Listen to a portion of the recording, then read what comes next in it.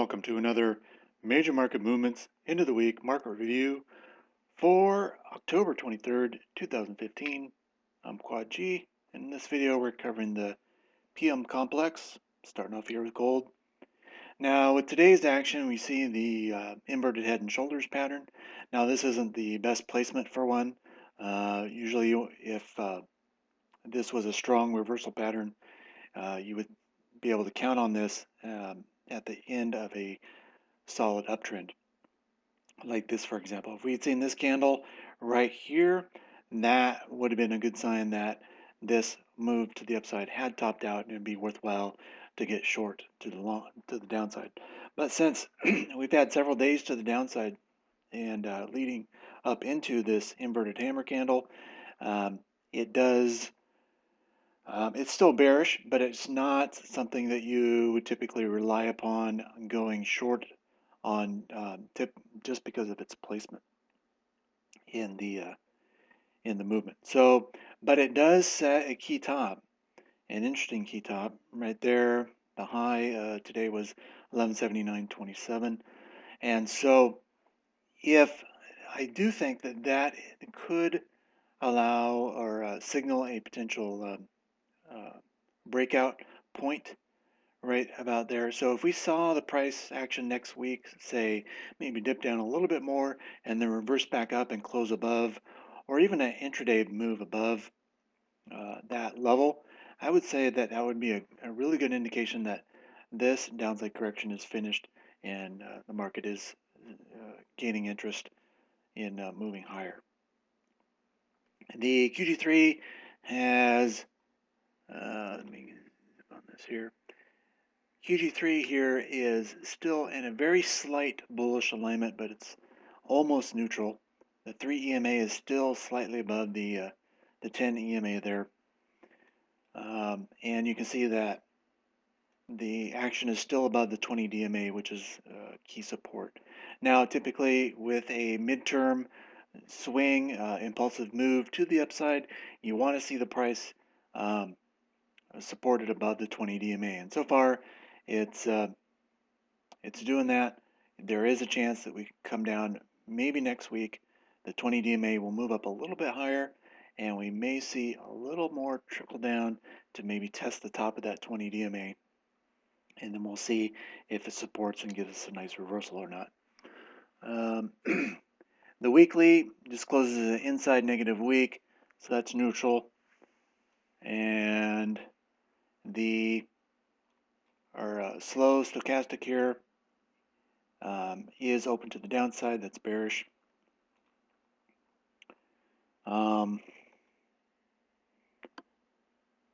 The EWO here, again, nothing to show you there. RSI, really nothing to show you except we've dipped back into this neutral area between 40 and 60. And the MACD on the daily is, or excuse me, on the weekly is open to the upside, and the daily is just ticked over into a bearish alignment to the downside with today's move. And our price volume indicator, really not much to show you except this move to the downside, the previous spike in activity in the price volume zone is right here at about 1152. That could be an attractant for the price to come down that far. We'll see.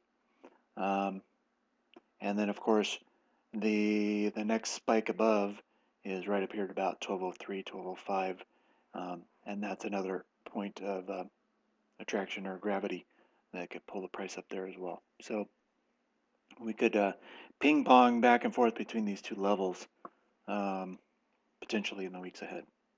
So overall picture for gold, we're still in a corrective phase, and there's some good support that we may encounter next week, primarily the 20 DMA, and then we'll watch and see what kind of price action we get off those supports, and it might be might give us a good low risk signal to get in long for another shot to the upside.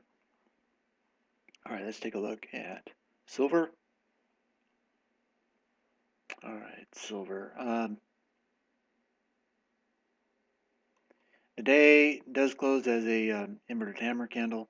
Sets a key top at the high of 1607. So bearish below that level, but potentially bullish above. There's also, I got to point out, a possible head and shoulders pattern here too. We got the left shoulder. Let me draw a trend line, a neckline actually, between these 2 points. It's a little askew, but it still works. This is a left shoulder, could be a head. This could be a right shoulder. So I think I still think there's some good potential for support right around the 1545 to 1565 area. But if the price just cuts right through that, then we may get this head and shoulders may produce a drop that could come all the way down here into the lower 15s or even lower. So I still think I'll show you the Elliott wave movement, but I think there's still good chance that we could see some move to the upside. And I don't want to go into it here. We'll take a look at the Elliott wave charts to explain why.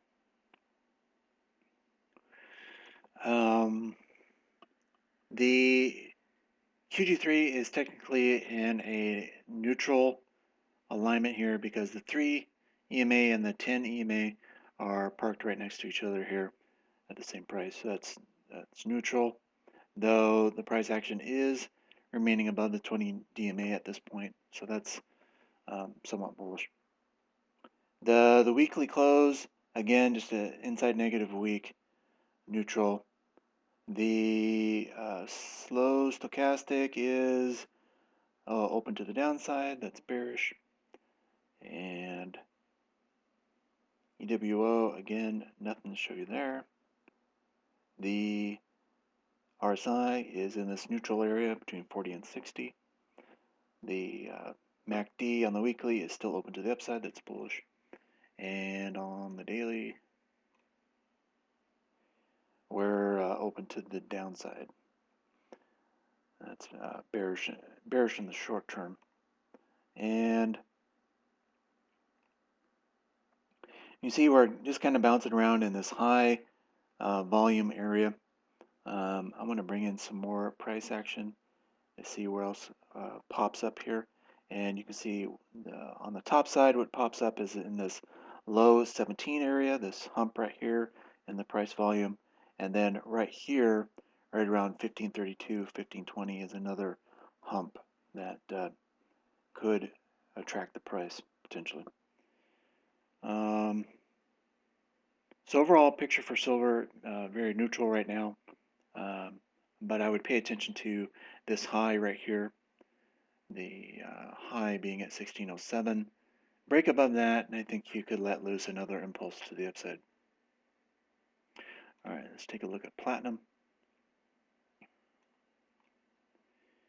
So platinum's got a nice convincing impulse to the upside here, and I think we're just coming back into a corrective pattern right now. So far it's leading out to be very choppy.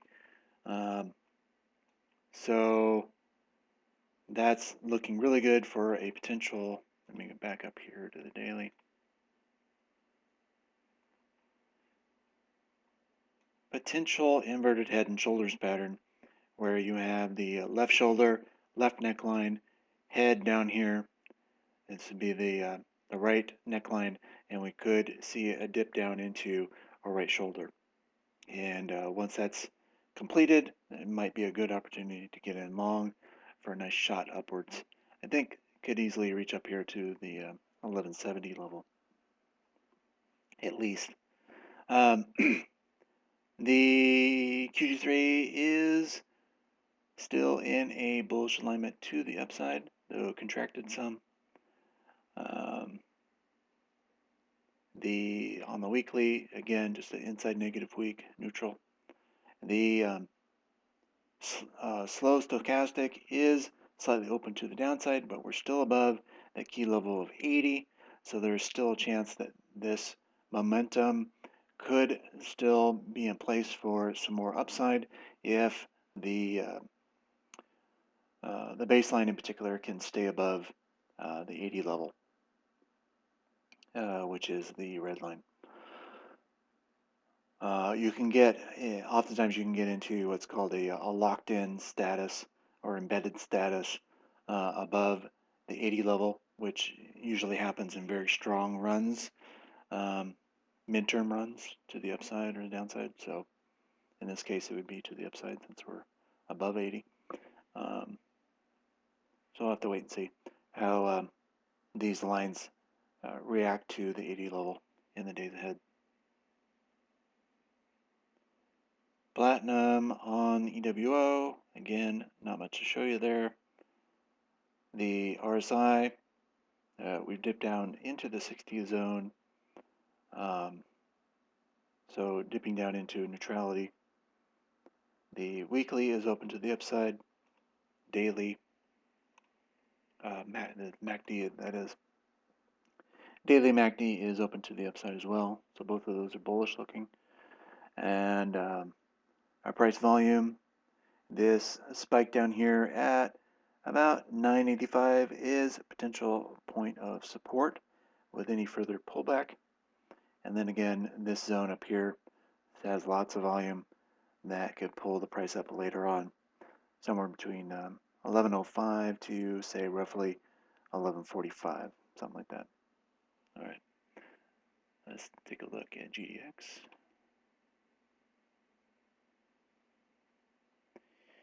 All right, so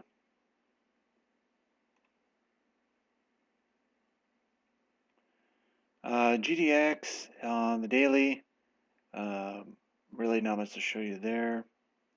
As far as the daily movement, yeah, it's a pop-up, but it's still in the middle of this congestion, so it's not really giving us a firm clue of what it's doing behavior-wise. I'll get into the Elliott wave here in just a moment. The QG3 is still in a bullish alignment to the upside, and the weekly does close as a hammer candle, setting a key low at 1561, so potentially bullish above that level, but potentially bearish below that level, especially on a weekly closing basis. The slow stochastic is still slightly open to the downside, so the momentum is, according to this indicator, momentum is still aiming towards the downside. GDX, not GDX, our EWO, Elliott wave oscillator indicator, is neutral, or it's not showing us anything of usefulness. We dip down into the neutral territory between 40 and 60, and we're just kind of hovering right there next to the 60 line, which is a neutral territory. On the weekly, we're open to the upside on the MACD, and on the daily, slightly open to the downside, just very slightly. And again, no real serious updates here. We do have a bit of a hump that's developed here in the price volume indicator right around 1582, so a potential area of support. All right, so let's go ahead and move on to the Elliott wave charts. Here, let's go to gold. So gold, again, this is kind of messy right here, moving to the upside. It's not a very clean impulse. It looks more like maybe a double zigzag move to the upside. So it doesn't fit well with the previous action. So it's hard to determine what in the world this is. It could be a B wave. It's really hard to tell, but it just doesn't pop out as anything that looks particularly good. I do think this current move to the downside could continue. There is a possibility it could come all the way down to here to this purple trend line to give it a firm back test. Also, I think right around here in this 1156 to 1160 area is another potential area of support, but we definitely didn't see it today. So we'll have to wait till early next week to see if we get any kind of reaction out of that. I will say, however, again, this 1179.27 level, that is potential breakout point to the upside in my estimation. Take a look at silver. Now here's a particular account that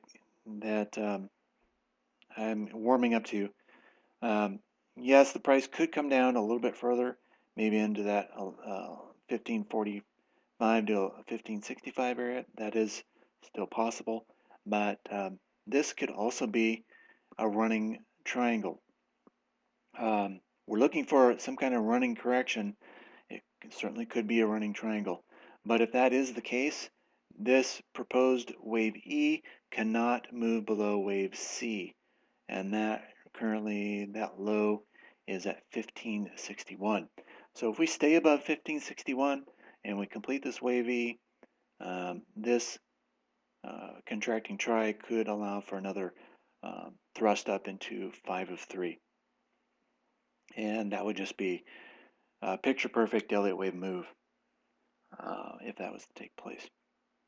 We call it also, for those studying Elliott waves and want to know what I'm talking about when I say running triangle. A running triangle is when wave B moves up above the highest extent of wave A, or the origination point of wave A. So wave B is allowed to do that. None of the other waves are allowed to do that, but wave B can extend above wave A, and that's okay. It just converts our triangle count to a running triangle count instead of a regular. If it was a regular triangle count, wave B would be underneath the extent of wave A, or the origination point of wave A. So one of the character profiles of a running triangle is that it's anxious to move higher. So there's a certain amount of anxiousness to a running triangle to get headed higher. So generally speaking, when you get a running triangle, the impulse out of it is typically very strong. So we'll see what we get there. And GDX triangle or count here, I do think we've got wave 3 finished, and we'll pull in here a little bit closer. And I do think we got wave A down finished. We got a small A, B, C up for wave B that could be finishing up fairly soon and possibly give us one more thrust down into C of A. And it is possible, since we're working on a flat correction here, that this A wave could be the lowest extreme of this flat correction, which means that C wave could end up closing out higher above wave A. So I am interested, if we do get this thrust down, I'm interested in looking for some bottoming action at the end of that wave to the downside, as it could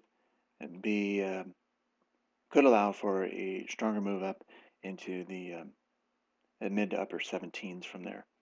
So from roughly mid 15s into mid 17s or higher, it's at least 2 points there, maybe more. So it would be worthwhile, I think, to get in long here.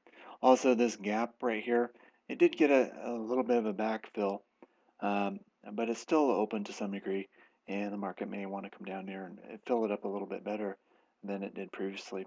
So that's another spot of support right there at the gap bottom, and that gap bottom is at roughly 1513. Okay, so that's going to conclude our PM complex overview for this week. I hope you all have a great weekend. Talk to you later. Adios.